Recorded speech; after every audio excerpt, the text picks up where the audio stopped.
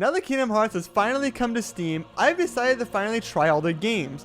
And so what better way to start off with Kingdom Hearts 1. Even though it has its outdated models or felt like kind of stiff to play through, I still feel like it had its charm to it. It was still relatively fun to play all around.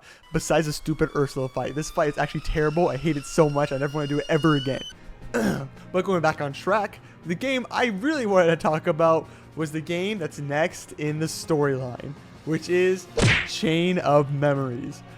Oh boy, when I first started playing this game, I saw that the combat was you not hitting people, but you have to use these cards to hit people, and then you have to like recharge them mid-combat. You can't move while charging them. You have to like counteract their cards with your higher number card.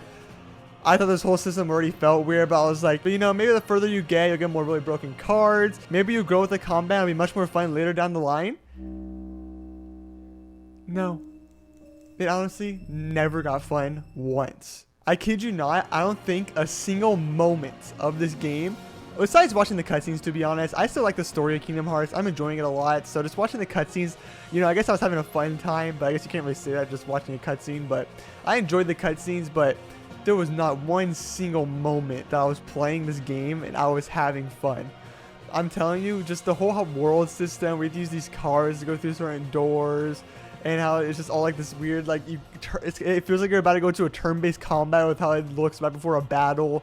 And then it just goes to this weird grid. You're not even fighting it and actually in the open area. Now I get it. This game was originally a Game Boy game. But honestly, they should have just made this game, since it was cards, a turn-based or like an action style game rather than you being able to move around freely, because bosses are honestly for the most part fine if you really learn to just, use your zero cards to counteract all their super moves, and always use like your high level cards to counteract them. I always find it to be kind of fine. It's mainly the minions. Fighting minions inside of this game is miserable. I feel like when I'm trying to fight one minion, some other guy in the background who's not even near me is counteracting him with his level 9 cards for no reason. There's probably some different gameplay you have to do that I didn't care to do it because I was just trying to rush through the game the whole time because I just did not want to play anymore.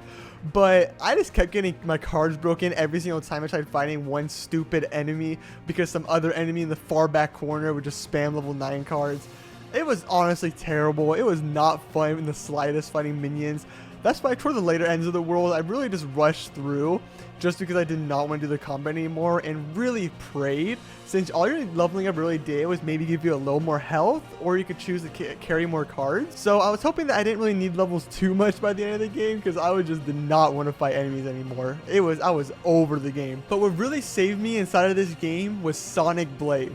I built an entire deck just off of Sonic Blade because fighting enemies with normal just using hits was honestly not working at all, which I'm guessing is not supposed to work. You're basically supposed to use the whole combined cards mechanic.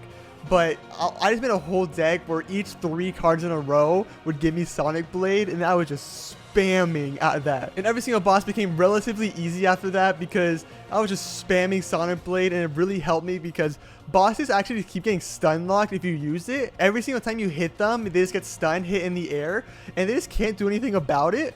So honestly, that made my life so much more better playing this game, because just hitting enemies made me want to do some really bad things. I did not want to play this game anymore. I was really just debating looking up a movie of this game because I couldn't handle it anymore. It was bad. Until I figured out the Sonic Blade meta, really carried me through the rest of the game. So Sonic Blade, my beloved. Just if you're playing this game, listening to this right now, use Sonic Blade. Just spam it. It makes your life so much easier. And the worst part was, I was seeing the end credits of the game. I was like, man, I'm finally done with this game. I could go on to what people say is probably one of the best Kingdom Hearts games, Kingdom Hearts 2. But then you go to the title screen and it says Riku story mode. There's a whole nother story mode. I don't want to play more of this game.